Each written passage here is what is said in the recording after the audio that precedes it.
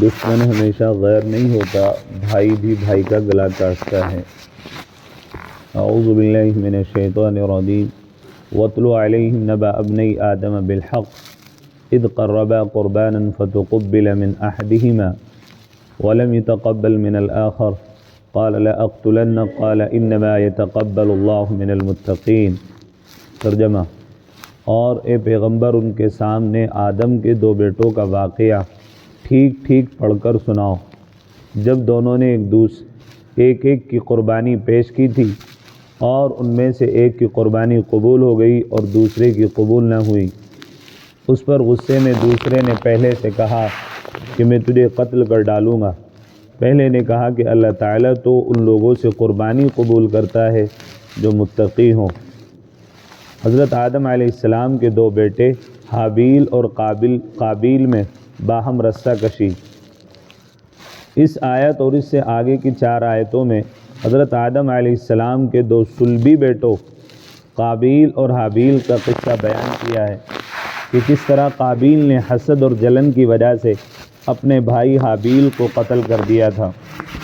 جب قابیل کی قربانی اللہ تعالیٰ کی بارگاہ میں شرف قبولیت حاصل نہ کر سکی تو مارے غصے کے قابیل نے اپنے بھائی حابیل کو قتل کر دیا اور دونوں جہاں میں نامراد اور خائب و خاسر ہوا۔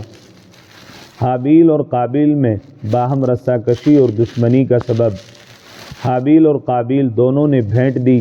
دونوں کا مقصد اللہ تعالیٰ کے نزدیک ہی حاصل کرنا تھا۔ البتہ یہ قربانی کیوں دی اور کس چیز کی دی، یہ بات کسی حدیث میں نہیں آئی۔ البتہ اسرائیلی روایات کے مطابق جب حضرت آدم اور حوا علیہم السلام اس دنیا میں آباد کیے گئے تو اس وقت سب سے بڑی ضرورت نسل انسانی کی افزائش اور بڑھوتری تھی۔ چنانچہ حضرت آدم اور حضرت حوا علیہم السلام کو مسلسل جڑواں اولاد ہوتی، جن میں سے ایک لڑکا ہوتا ایک لڑکی۔ حضرت آدم علیہ السلام کی شریعت میں یہ حکم تھا کہ ایک ساتھ پیدا ہونے والے بھائی بہن کا نکاح تو باہم حرام ہے، البتہ دوسرے بطن یعنی الگ الگ پیدا ہونے والے لڑکے اور لڑکی کا نکاح جائز تھا۔ حابیل کے ساتھ جو لڑکی پیدا ہوئی وہ کچھ زیادہ خوبصورت نہیں تھی، جبکہ قابیل کے ساتھ پیدا ہونے والی لڑکی نہایت حسین و جمیل تھی۔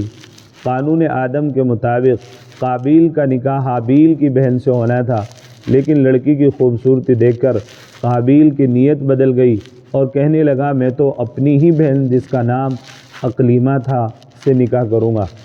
حضرت آدم علیہ السلام نے اسے سمجھایا، لیکن وہ تھا کہ اس پر حسن کا بھوت سوار تھا، کب ماننے کو تیار تھا۔ حضرت آدم علیہ السلام نے دونوں کے مابین فیصلہ کرنے کے لیے اللہ تعالیٰ کی بارگاہ میں قربانی دینے کا حکم دیا کہ جس کی قربانی قبول ہو گئی اس کا نکاح خوبصورت لڑکی سے کر دیا جائے گا۔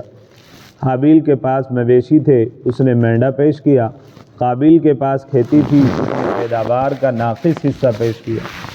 حابیل کی قربانی پر آگ اتری جو قبولیت کی علامت تھی، قابیل کی قربانی پر آگ نہیں اتری۔ یہ دیکھ کر قابیل جل بھن گیا اور اس فیصلے کو ماننے سے انکار کرنے کے ساتھ ساتھ اپنے بھائی حابیل کو بھی قتل کرنے کی دھمکی دے ڈالی۔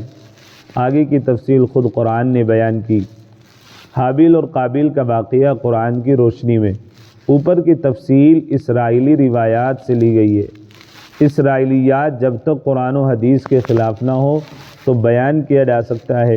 قرآن نے اس واقعے کو اس طرح بیان کیا اور اسرائیلی روایات کے بارے میں جیسے پوری بات جو اوپر بیان کی گئی اسرائیلی روایات سے لی گئی، اس کے بارے میں علماء کا یہ کہنا ہے کہ اس کو نہ سچا کہہ سکتے ہیں اور نہ اس کو جھوٹا کہہ سکتے ہیں۔ جب قابیل نے حابیل کو قتل کی دھمکی دے ڈالی تو حابیل نے کہا اگر تم نے مجھے قتل کرنے کو اپنا ہاتھ بڑھایا تب بھی میں تمہیں قتل کرنے کو اپنا ہاتھ نہیں بڑھاؤں گا، میں تو اللہ رب العالمین سے ڈرتا ہوں۔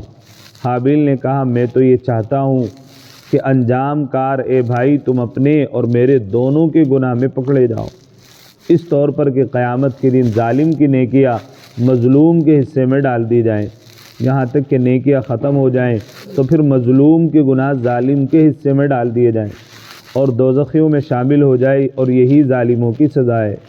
ویسے تو قابیل پہلے ہی سے قتل کا ارادہ کر چکا تھا، یہ جو سنا کہ حابیل مدافعت بھی نہیں کرے گا تو بجائے اس کے نرم ہو جاتا، مزید بے فکر ہو گیا۔ آخر کار اس کے نفس نے اس کو اپنے بھائی کے قتل پر آمادہ کر لیا، چنانچہ اس نے اپنے بھائی کو قتل کر ڈالا اور نامرادوں میں شامل ہو گیا۔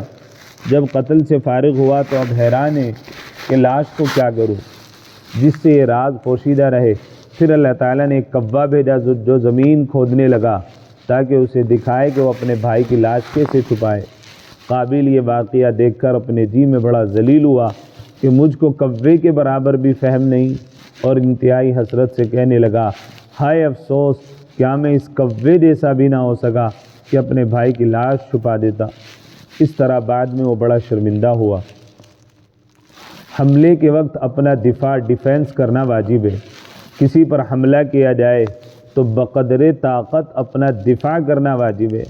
زیادہ تر اہل علم کی رائے یہی ہے، اپنے آپ کو حملہ آوروں کے حوالے کر دینا، ان سے معافی کی بھیک مانگنا، جبکہ اس بات کا یقین ہو چکا ہو کہ یہ حیوان معافی مانگنے اور گڑ گڑانے سے چھوڑیں گے نہیں بلکہ اور تڑپا تڑپا کر ماریں گے، تو ایسی صورت میں جہاں تک ہو سکے ان کا مقابلہ کرنا چاہیے۔ اللہ کی مدد بھی تبھی آئے گی جب ہم خود بھی ہاتھ پیر ہلائیں گے۔ جہاں تک بات ہے حابیل کی خود سپردگی کی، تو ان کی شریعت میں یہ جائز تھا۔ اپنے جان مال کی حفاظت کرتے ہوئے مرنے والا شہید ہوتا ہے۔ جان مال کی حفاظت کرتے ہوئے اگر کوئی مرتا ہے تو وہ شہید ہوتا ہے۔ حدیث پاک میں ایک شخص نے سیدنا رسول اللہ صلی اللہ علیہ وسلم سے سوال کیا کہ ایک شخص اگر مجھ سے میرا مال چھیننا چاہے تو میں اس کے ساتھ کیا معاملہ کروں؟ ارشاد ہوا اس کو خدا کا خوف دلاؤ۔ سائل نے کہا اگر وہ خدا کا خوف نہ مانے؟ ارشاد ہوا اپنے آس پاس کے مسلمانوں سے اس کے مقابلے کے لیے مدد چاہو۔ ساحل نے کہا اگر میرے گرد و پیش ایسے لوگ نہ ہوں؟ ارشاد ہوا پھر حکومت سے مدد چاہو۔ ساحل نے کہا اگر حکومت کے ذمہ دار بھی دور ہوں؟ ارشاد ہوا پھر اپنے مال کی حفاظت کے لیے لڑو، یہاں تک کہ تم اپنے مال کو بچا لو یا شہید ہو جاؤ۔ من قتل دون مالہ فہو شہید، جو اپنے مال کی حفاظت کرتے ہوئے قتل ہوا بس وہ بھی شہید ہے۔ اور سیلف ڈیفینس کی اجازت تمام ملکوں میں ہے۔ اپنی جان کی حفاظت، اپنے مال کی حفاظت آدمی خود کرے، اور اس میں کرتے کرتے کسی کو چوٹ بھی پہنچا دے، اس آدمی کے اوپر کیس نہیں ہوتا، اس کو تکلیف نہیں دی جاتی، کوئی سزا نہیں دی جاتی، اس لیے کہ اپنا دفاع کر رہا ہے، اپنی سیلف ڈیفینس کر رہا ہے۔ موجودہ صورتحال میں تو مسلمانوں کو سیلف ڈیفینس کے جتنے بھی آلات ہیں اور جتنی بھی چیزیں ہیں ان کو کر لینا چاہیے۔ اللہ ہم سب کو عمل کی توفیق نصیب فرمائے۔ سبحان اللہ وبحمدہ۔